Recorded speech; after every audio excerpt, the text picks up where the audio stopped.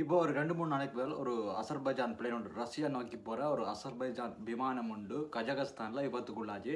இதுக்கான காரணம் பறவை தாக்குதல் அப்படின்னு சொல்லப்பட்டாலும் அசர்பைஜான் வந்து அதை ஏற்றுக்கொள்ளல. இது வந்து ரஷ்யாவோட தாக்குதல், அதாவது ரஷ்யாவில் இருக்கிற வான்படை எதிர்ப்பு தாக்குதல் அமைப்பு இந்த விமானத்தை தாக்கியிருக்கு அப்படின்னு சொல்லி அசர்பைஜான் தரப்புல ஒரு காரணம் ஒன்று முன்வைக்கப்பட்டது. ஆனா அதுக்கு பிறகு இப்ப என்ன நடக்குன்னு சொன்னா, இப்ப இன்றைக்கு அதாவது 29ஆம் தேதி காலமா 9 மணி 3 நிமிடத்துக்கு தாய்லாந்துலேருந்து புறப்பட்டு வந்த ஒரு விமானம் ஒன்று தென்கொரியாவோட விமான நிலையத்தில் இறங்கும் போது ஒரு பாரிய விபத்து ஒன்று ஏற்பட்டிருக்கு. அந்த விபத்தில் 86 பேர் அந்த இடத்துலயே கொல்லப்பட்டிருக்காங்க. தாய்லாந்தோட தலைநகரமான பேங்காக்ல இருந்து ஒரு 175 பயணிகளையும் 6 பணியாளர்களையும் ஏற்றிக்கொண்டு ஒரு விமானம் ஒன்று தென்கொரியா நோக்கி பறந்து வருது. தென்கொரியா வார அந்த விமானமானது தென்கொரியா என்ற தலைநகர்ல இருந்து 286 கிலோமீட்டர் தூரத்தில் அமைஞ்சிருக்கிற அந்த விமான நிலையத்தில் இறங்குது. இறங்கக்குள்ள விமான ஓடு பாதையிலேயே மோதி ஒரு பாரிய விபத்துக்கு உள்ளாகுது. இந்த விபத்தில் மொத்தமாக 85 பேர் அந்த இடத்திலேயே சம்பவ இடத்திலேயே மரணிச்சிருப்பதாக தகவல்கள் வெளியாகுது. இந்த விபத்துக்கான காரணம் வந்து தென்கொரியா விமான நிலைய தரப்புல என்ன சொல்றாங்கன்னு சொன்னா, இது வந்து விமானம் தரையிறங்கும் போது ஏற்பட்ட இயந்திர கோளாறால் தான் இந்த விபத்து ஏற்பட்டதாக ஆரம்ப கட்டத்தில் தெரிவிக்கப்பட்டது. ஆனா அதுக்கு பிறகு நடந்த விசாரணைகள் என்ன சொல்றதுன்னு சொன்னா, இங்கே அசர்பைஜான் விமானத்துக்கு என்ன சொன்னாங்களோ அதே காரணம் தான் இங்கேயும் பறவை தாக்குதலால் தான் இந்த விமானம் வந்து விபத்துக்குள்ளானதாக தெரிவிக்கப்படுகின்றது. இந்த விமானத்தின் பாகங்களில் பறவைகள் வந்து அதிக அளவு மோதியதற்கான தடயங்கள் இருப்பதாக சொல்லப்படுது.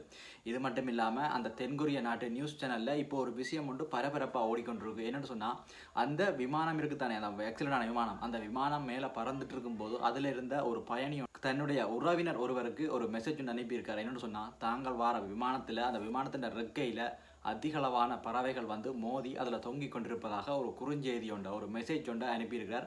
அந்த குறுஞ்செய்தி வந்து தற்போது தென்கொரியாவோட தொலைக்காட்சிகளில் பிரபலமாகி கொண்டிருக்கு. அப்போ இதையெல்லாம் வச்சு அதிகாரிகள் என்ன சொல்கிறாங்கன்னு சொன்னால், இது வந்து ஒரு பறவை தாக்குதல் நடந்திருக்கு.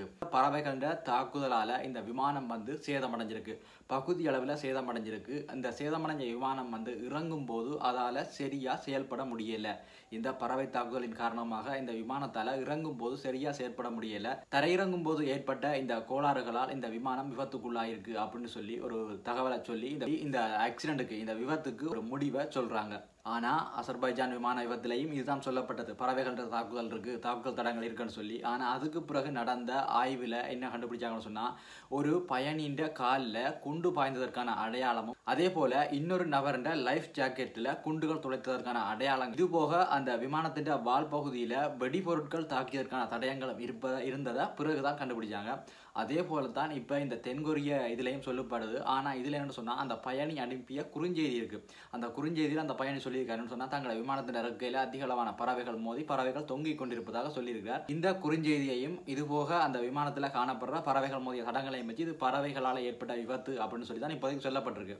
ஆனால் தொடர்ந்து வர ஆய்வுகளில் தான் இந்த முடிவுகள், இந்த விபத்துக்கான காரணம் என்ன அப்படின்னு சொல்லி தெரியும். இப்போ இந்த விபத்தை பற்றி நீங்கள் என்ன நினைக்கிறீங்க? மறக்காம உங்களோட கருத்துக்களை கமெண்ட் பண்ணுங்க.